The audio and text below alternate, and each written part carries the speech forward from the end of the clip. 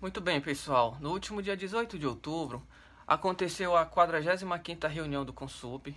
Conforme eu havia prometido para vocês, a cada reunião a gente vai estar trazendo um vídeo explicando os principais pontos abordados.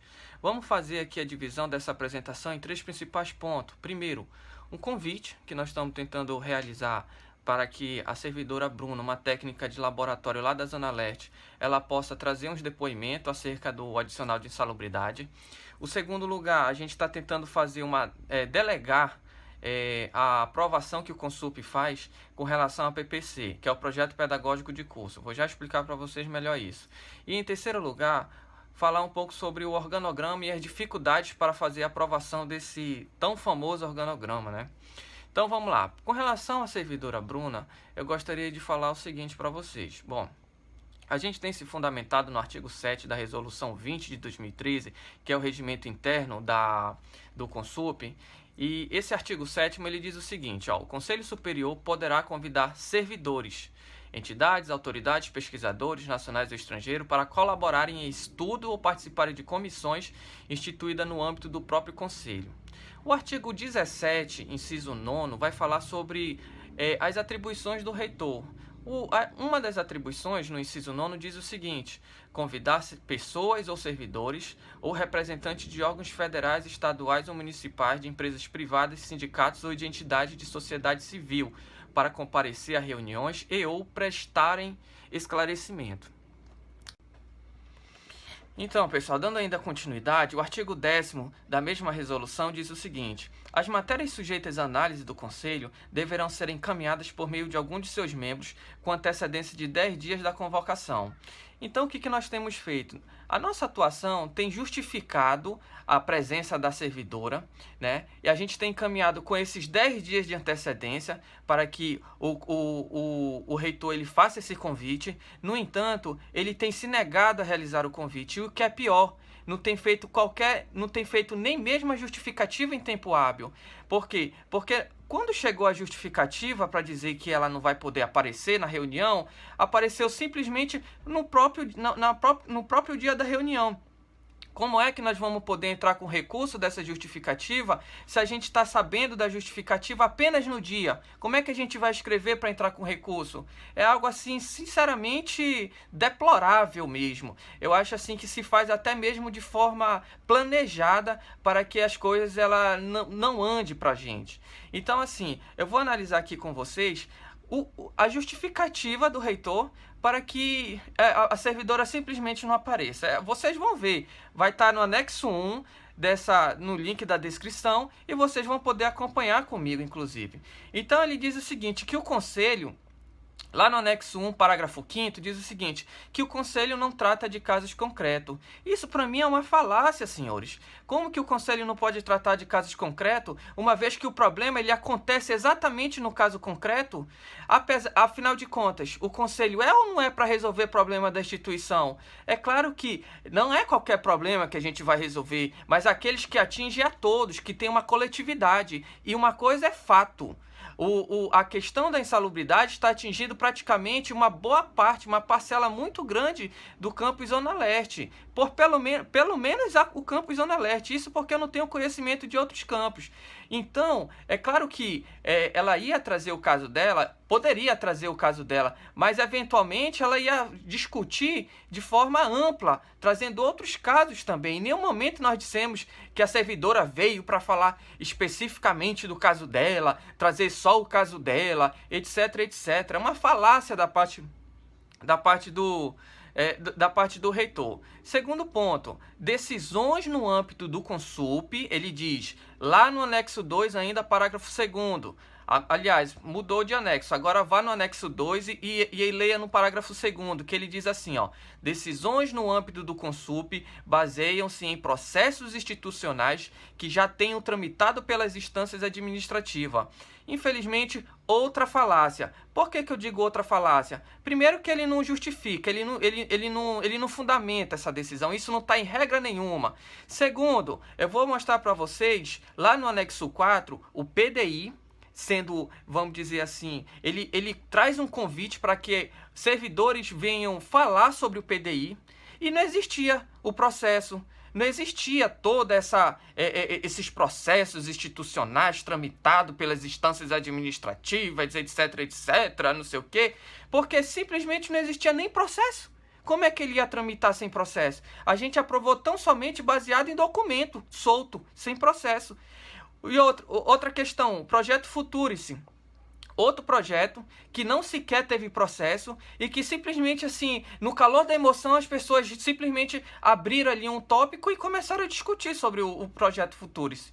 E simplesmente esses dois exemplos que eu já trago para vocês acaba totalmente com o argumento dele de que não, para trazer uma pessoa para dialogar aqui tem que ser dentro de um processo. Uma falácia, senhores. Não existe essa regra dentro da instituição, não existe essa regra dentro do Consup, é simplesmente da cabeça dele. E não pode ser assim, não é assim que funciona. O Consup, ele tem que decidir, ele tem que, vamos dizer assim, se expressar. O Consup, ele não pode ficar tão somente se reduzindo às opiniões do reitor.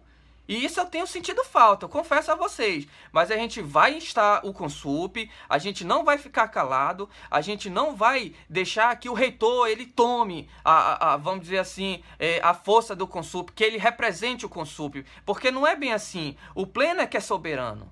É preciso deixar isso bem claro.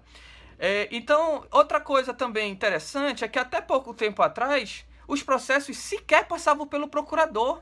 E agora ele vem colocar essa regra? Poxa vida, que coisa, né? E é interessante, né? Quando é para as coisas assim que é pro outro lado, né? Pro outro lado que não, que vamos dizer assim, que não tá em apoio cego com as atitudes dele, aí ele quer colocar um monte de formalismo que antigamente nem existia.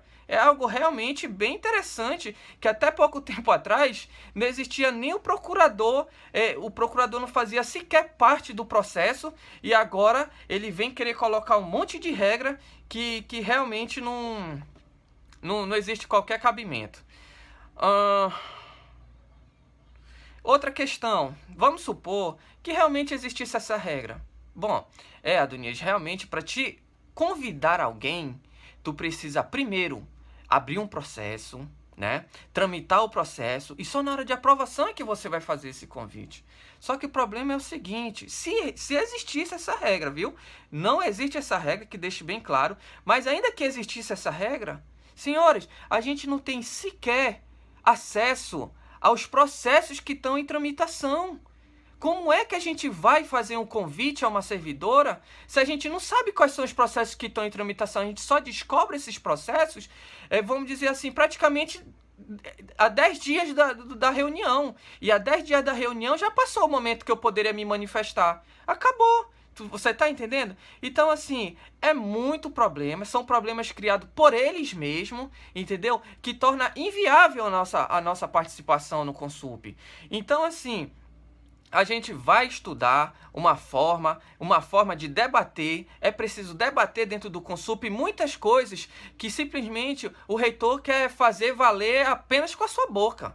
E isso é algo inadmissível dentro de um Estado democrático, obviamente.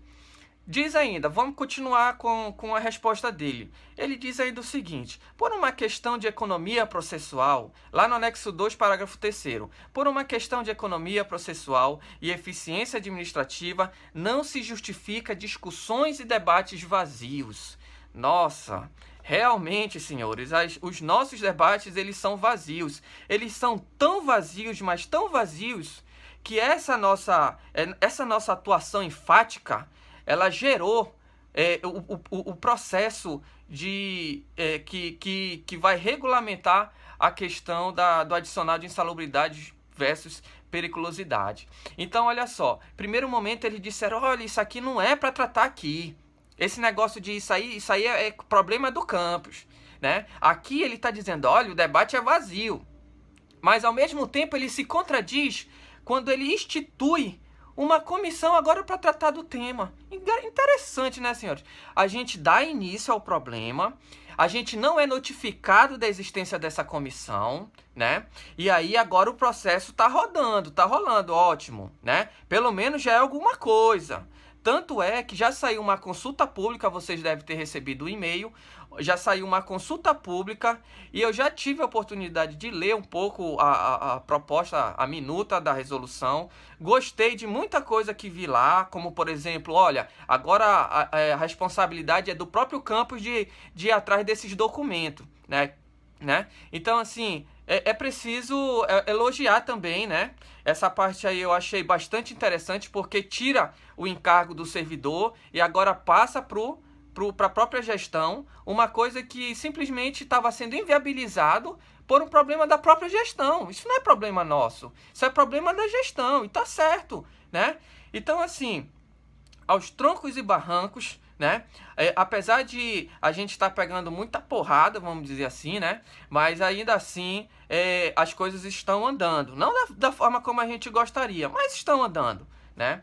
Então, assim, praticamente, senhores, com relação à servidora Bruna, assim, com relação à problemática que a servidora Bruna ela levantou pra gente, então, o que eu tenho a dizer é o seguinte, que lá na reunião, eles diziam muito assim, olha, Adonias, mas a servidora ela deu entrada no procedimento, porque a gente só vai poder responder se der entrada.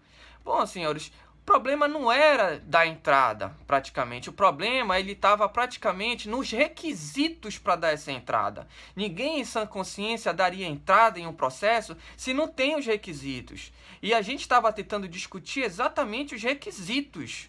Você está entendendo? Mas mesmo assim eu orientei a servidora, olha, dá entrada no protocolo, explica o que está acontecendo e a gente vai estar acompanhando esse processo. Acontece que a servidora deu entrada no protocolo e depois de mais ou menos um mês, a gestão do campus ela veio dizer o seguinte, olha, servidora, esses teus pedidos aqui, eles são 5 pedidos e cada um vai ter uma tramitação. Então o que eu vou fazer para vocês? O que eu vou dizer para vocês? O que eu vou orientar? Abre processos diferentes. Faz outro pedido. Dividindo um em cada parte. Né? Agora, olha só, senhores. Primeiro, a gestão ela demora um mês para se manifestar. E depois que se manifesta, ainda vem pedir para que a servidora faça de novo, senhores. Pelo amor de Deus. O que eu vou aconselhar a servidora? Eu estou acompanhando esse caso de perto e eu aconselho a servidora a não fazer nada. Deixa que a própria gestão, ela já deu entrada no protocolo. Se a gestão ela quer dividir em 5 processos, ela que pegue a própria gestão e faça essa divisão em 5 processos, e não a servidora. Até porque vai ficar parecendo que a servidora deu entrada em um tempo mais próximo, quando na verdade foi lá há um mês atrás. Tá entendendo? Então, assim, eu tenho ficado bastante chateado mesmo, porque a gente observa, ó, primeiro que os 5 pontos lá trazidos no documento da servidora, elas são interrelacionadas entre si. Não dá para discutir em processos diferentes, senhores. Eu acho assim que a gestão, ela foi eleita, foi para facilitar a vida dos servidores e não para criar mais problema como está acontecendo. Pedindo para que a servidora faça mais processo, trazendo mais burocracia e mais burocracia. Primeiro falaram, olha, a servidora não dá entrada, agora a servidora dá entrada. Aí agora vem trazer mais burocracia, senhores. Pelo amor de Deus, é uma coisa absurda, inadmissível. Oriento, volto a repetir, nós vamos ficar acompanhando, vamos bater isso novamente no Consup, porque o problema ele já começou a se resolver, já é um bom sinal, mas ainda não está 100% resolvido. Peço que não realize um novo pedido e que deixe que a própria administração ela faça a gestão desse problema da melhor forma que ela achar, da forma que ela achar melhor. Praticamente isso. Bom, isso aqui é uma orientação que eu faço, tá? Não significa que deva ser imposto, não significa que ela deva seguir, mas esse aí é o conselho que eu dou para a servidora, para os servidores, porque não é só ela que está interessada, tá? Vamos avançar um pouco aqui. Vamos falar agora um pouco sobre a aprovação. A gente está tentando delegar a aprovação do PPC. O que é o PPC? O PPC significa Projeto Pedagógico de Curso. Todos os cursos do IPHAN, ele tem um projeto pedagógico, ele vai disciplinar a carga horária, vai falar quais são as matérias, o tempo que vai levar cada matéria, etc, etc. E o que eu tenho observado?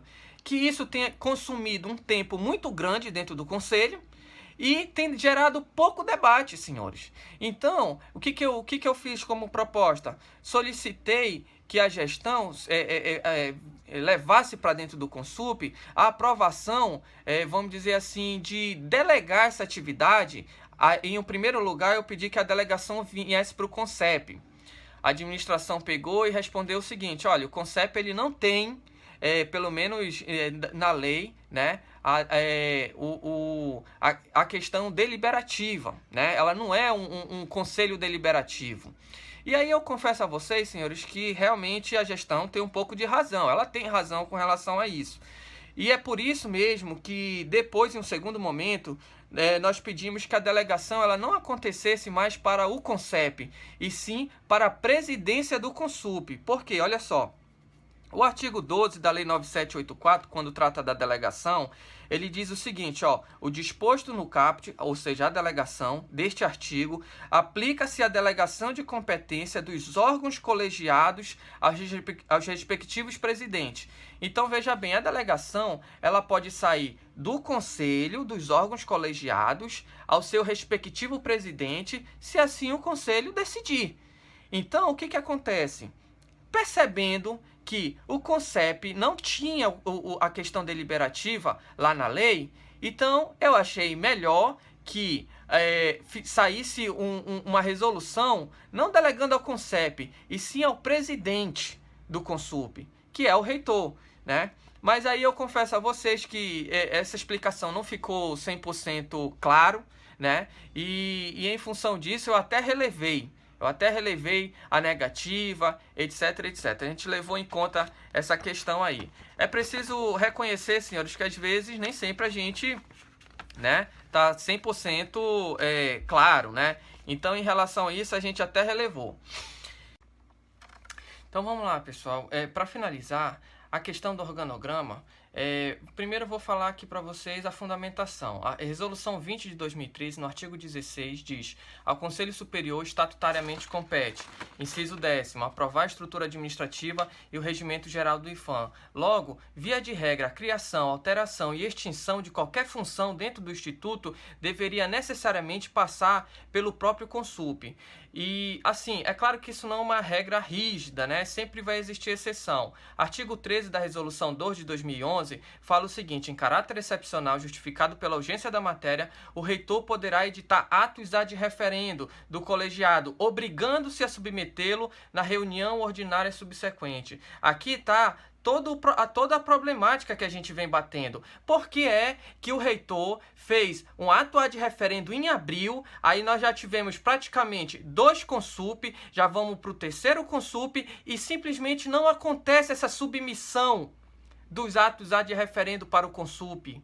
Qual foi a resposta do reitor? A resposta do reitor foi: o IFAM é muito complexo, tem que envolver uma estrutura muito grande, uma análise muito grande. Beleza, então o IFAM é complexo. Na hora de fazer o ato ad referendo, foi rápido, não é complexo. Mas na hora de submeter ao Consup, aí o IFAM é grande, aí o IFAM é complexo. Parece assim que eles podem fazer o ato ad referendo, depois alterar, mudar e modificar o ato ad referendo e depois submeter ao Consup. Quando na verdade não é bem assim, senhores. O ato ad referendo é semelhante a uma medida provisória. Uma vez que você editou a medida provisória, você não mexe mais na medida provisória. Do mesmo jeito, depois que você faz o ato ad referendo, você não pode ficar mexendo, alterando, fazendo o que bem entender com o ato ad referendo, senhores. Só existe uma única alternativa para fazer com o ato ad referendo: referendar, levar para o Consup do jeito que está. Tá uma verdadeira bagunça, senhores. Me desculpe a minha sinceridade, mas tá uma verdadeira bagunça. Por quê? Porque existe no organograma modificações que sequer teve ato ad referendo. Existe no organograma modificações com ato ad referendo sem justificativa, sem ele explicar necessariamente onde está a urgência. Ele não explica a urgência, só faz dizer: olha, eu estou fazendo ad referendo porque eu sou reitor. Porque a resolução, a resolução 2 de 2011 me concede esse poder. Sim, ele te concede esse poder, mas você precisa justificar, você precisa explicar. E existe ato ad referendo que ele não explica isso daí. Eu vou mostrar no link da descrição, vocês vão ver aonde ele simplesmente se utiliza do poder de editar ato ad referendo, mas não explica por que ele está fazendo ato ad referendo.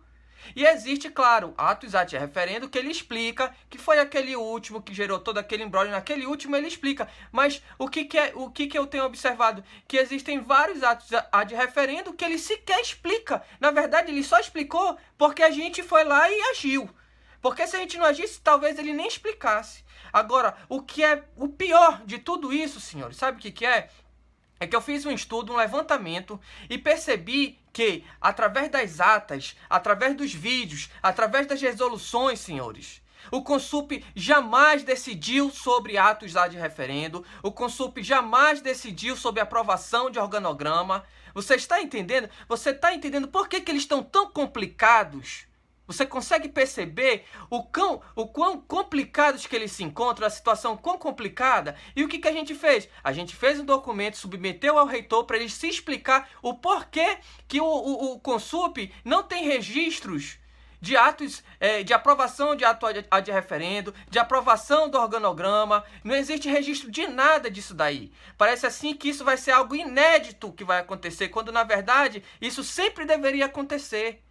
Pelo que eu estou percebendo, senhores, os atos ad referendo continuam sendo ad eterno, como ele havia dito. Ele mesmo chega a dizer que antes de ele entrar no poder, antigamente os atos ad referendo eram ad eterno, mas eu tenho observado que até hoje. Por que até hoje? Porque simplesmente nós estamos descumprindo aqui a questão que fala assim, ó, na reunião ordinária subsequente. Nós estamos descumprindo. A lei não é para ser discutida, a lei é para ser cumprida. Não acabou. Se você fez um ato ad referendo, você não tem que decidir, a estrutura é complexa, eu ainda vou fazer, vou melhorar, vou aperfeiçoar, tem que mexer nisso, tem que mexer naquilo. Se você queria mexer nisso, queria mexer naquilo, que mexesse no ato ad referendo.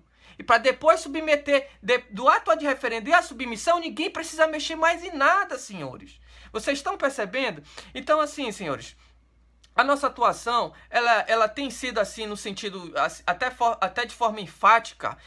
Não é porque o Adonias não gosta do reitor, isso, aquilo, tem problema com o reitor, como eu já tenho ouvido falar, bastante gente falar isso, que eu tenho problema com o reitor. Não, senhores, eu tenho problema contra a ilegalidade, contra a imoralidade, contra essas atitudes que a gente vê de ilegalidade e depois vem querer dizer, não, nós somos uma gestão participativa e de repente, quando a gente tenta fazer a participação, a gente recebe toda essa problemática, tentando me colocar eu contra a servidora, como ele fez na reunião, dizendo, olha, tu não tem poder de ficar trazendo a servidora, isso e aquilo, e tu tá embaralhando a administração, a Adonias, não sei o quê.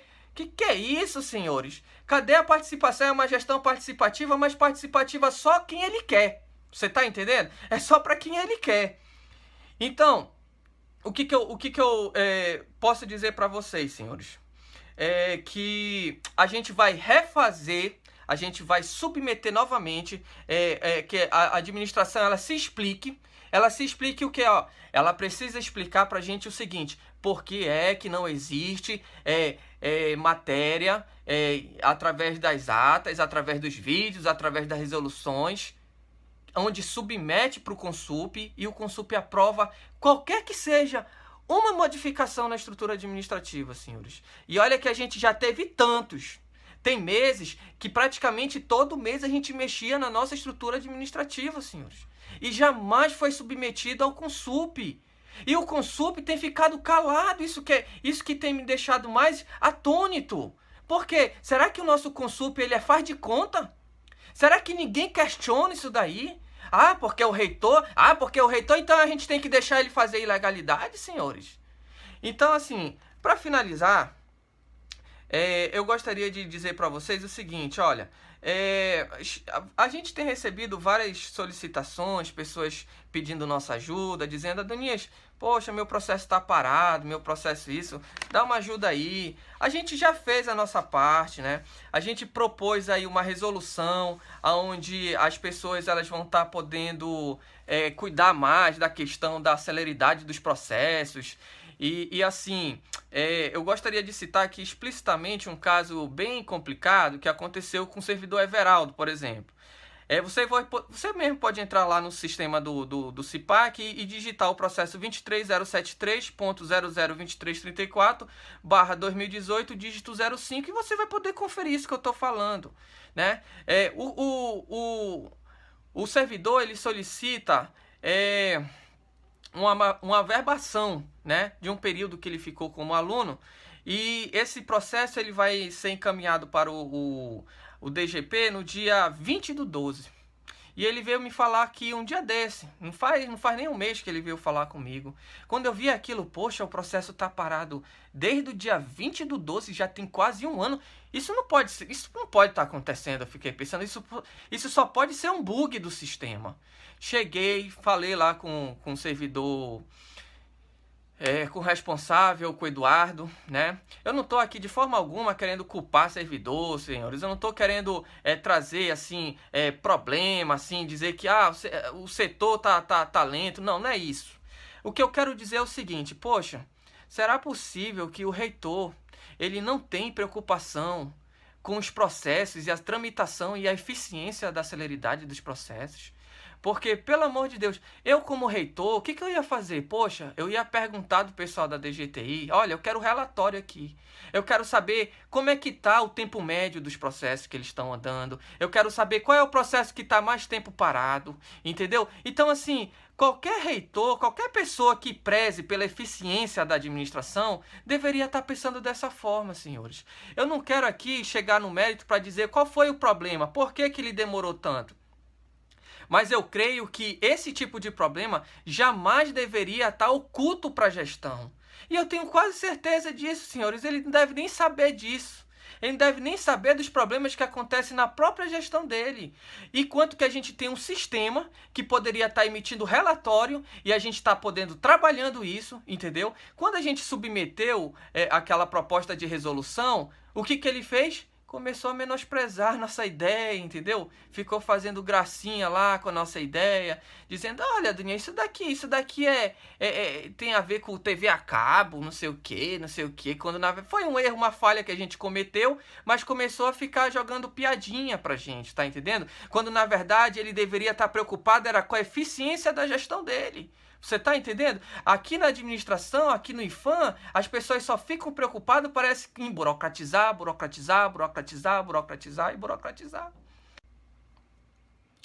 Então, senhores, para finalizar, né, eu gostaria de dizer para vocês que eu já esperava, né, esse tipo de comportamento.